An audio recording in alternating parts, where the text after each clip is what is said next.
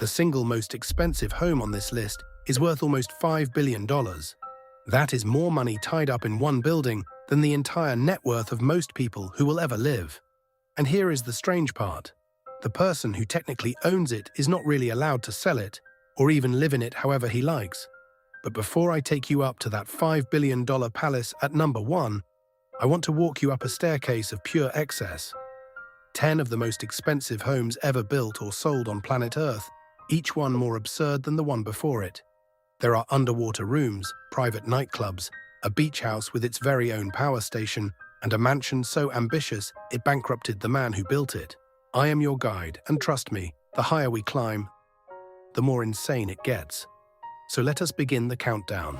Number 10 sits in the hills above Beverly Hills, and it goes by a name that tells you everything. Palazzo di Amore, the Palace of Love. It is owned by the billionaire real estate investor Jeff Green, and as of late 2025, it is back on the market asking $195 million. For that, you get 25 acres in the middle of Beverly Hills, which, if you know Los Angeles land prices, is almost impossible. Plus a 53,000 square foot main house. But nobody buys a place like this for the bedrooms. You buy it for the entertainment wing. A ballroom with a revolving dance floor, a 50-seat movie theater, a bowling alley, and a discotheque, all under one roof. Outside, there is a working vineyard that bottles 400 to 500 cases of wine a year under its own private label. It is so over the top that the Saudi Crown Prince Mohammed bin Salman has rented it, and more recently the streamer Kai Cenat broadcast from inside it to millions. Remember that name, Mohammed bin Salman, because he is going to show up again, and next time he will not be renting. Number 9 takes us to the other side of America, to the sand dunes of Sagaponack in the Hamptons, and to a compound called 4 Fairfield Pond. It belongs to the industrialist Ira Rennert, and it is, quite simply, the largest home in the Hamptons, valued at around $248 million. Now, the main house alone is about 64,000 square feet. But the total floor area across the estate reaches 110,000 square feet. Let me put that in perspective. That is roughly the size of a large supermarket, except it is somebody's beach house. There are 29 bedrooms, 39 bathrooms, a basketball court, a bowling alley, and multiple swimming pools. And here is the detail I love. The estate is so enormous, it was reported to need its own power plant, a private generating facility, just to keep the lights on. When your summer home needs its own power station, you have officially left the world the rest of us live in. Number 8 is where this starts to feel like a fairy tale, a dark one. Just west of Paris, in Louveciennes, stands Chateau Louis XIV. It looks like a 17th century royal palace, the kind Louis XIV himself might have built. But it is a fake, a beautiful $300 million fake. It was only finished around 2011, built with old techniques to look centuries old. And in 2015, it sold for a reported $301 million, which at the time made it the most expensive home ever sold anywhere in the world. The buyer, it later emerged, was Mohammed bin Salman. Yes, the same crown prince who rents the Palace of Love. And what does $300 million actually buy? A gold-leafed fountain, a private cinema, a nightclub, a moat, and my favorite feature on this entire list, an underwater glass chamber built beneath the moat, so you can sit on a white leather sofa below the waterline and watch fish swim over your head. It is a chandelier hanging inside an aquarium. It is madness, and we are only getting started. Number 7 abandons straight lines entirely.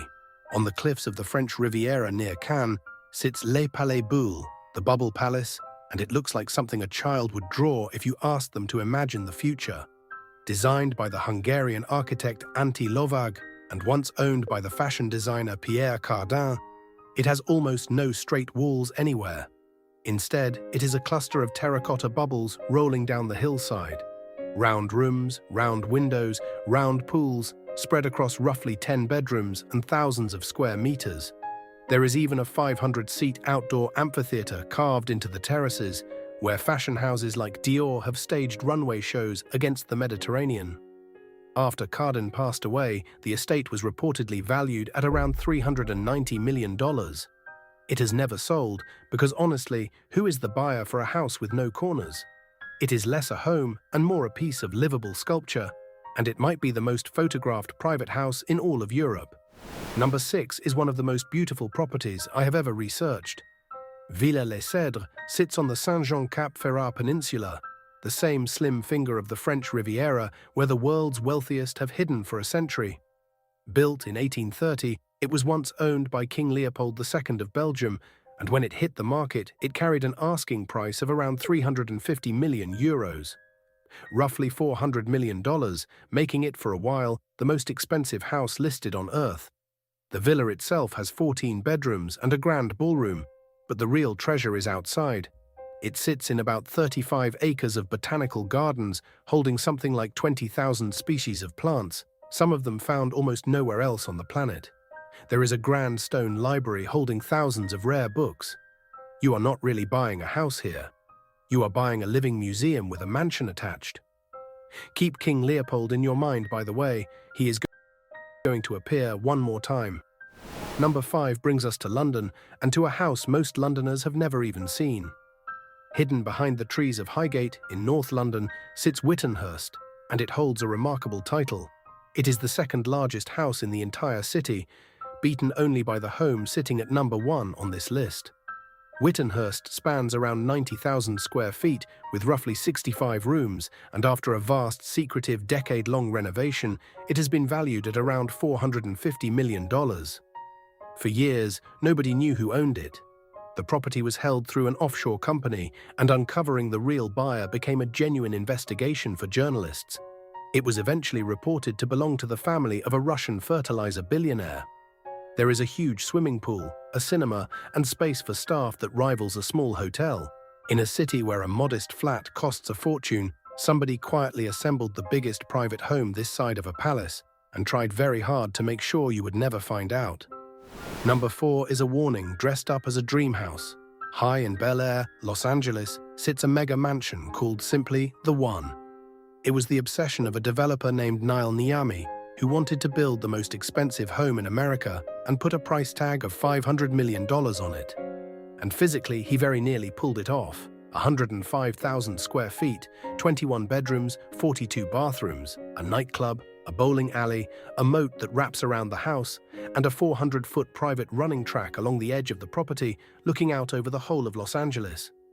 But here is the twist. The dream collapsed. Niami ran out of money, the project fell into bankruptcy, and in 2022, The One was dragged to auction. That $500 million fantasy sold for around $141 million, less than a third of the asking price. The buyer was Richard Sagian, the founder of the fashion brand Fashion Nova. The lesson of number 4 is simple. At this level, ambition and reality do not always live in the same house.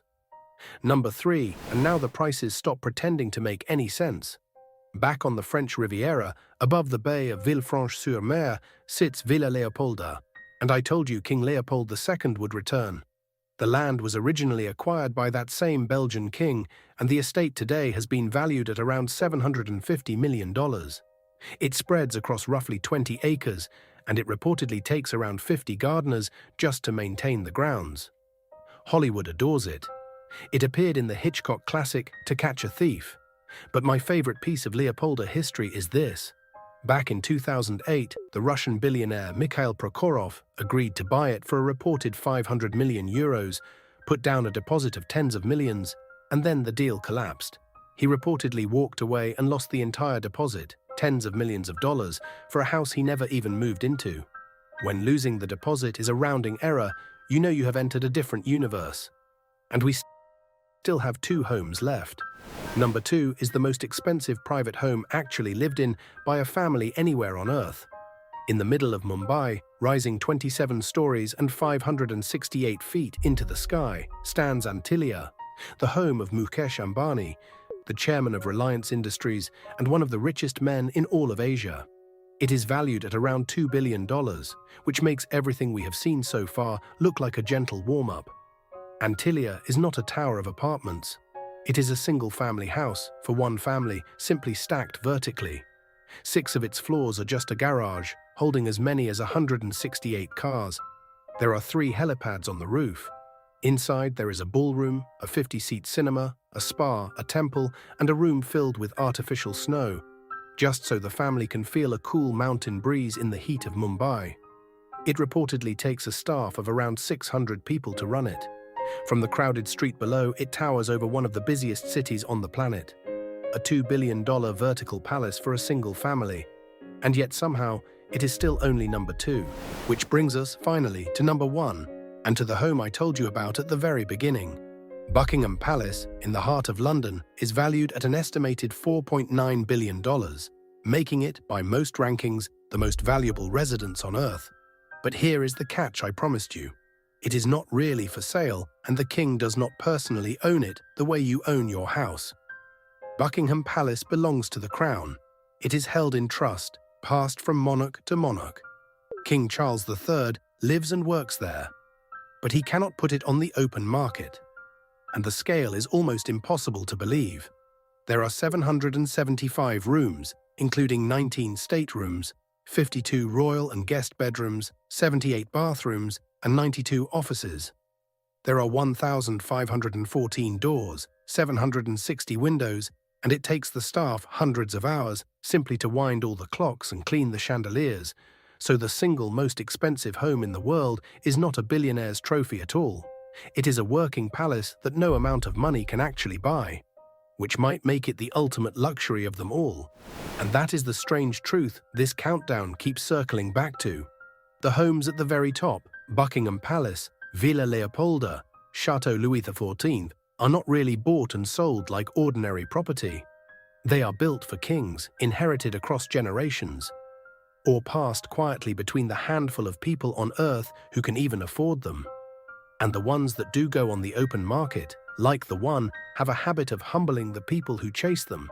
At this altitude, a house stops being a place to live and becomes a monument. To power, to ego, to the sheer scale of what money can do. So I will leave you with a simple question. Of all 10 of these homes, which one would you actually want to wake up in tomorrow morning? Tell me down in the comments. I am genuinely curious where you would plant your flag.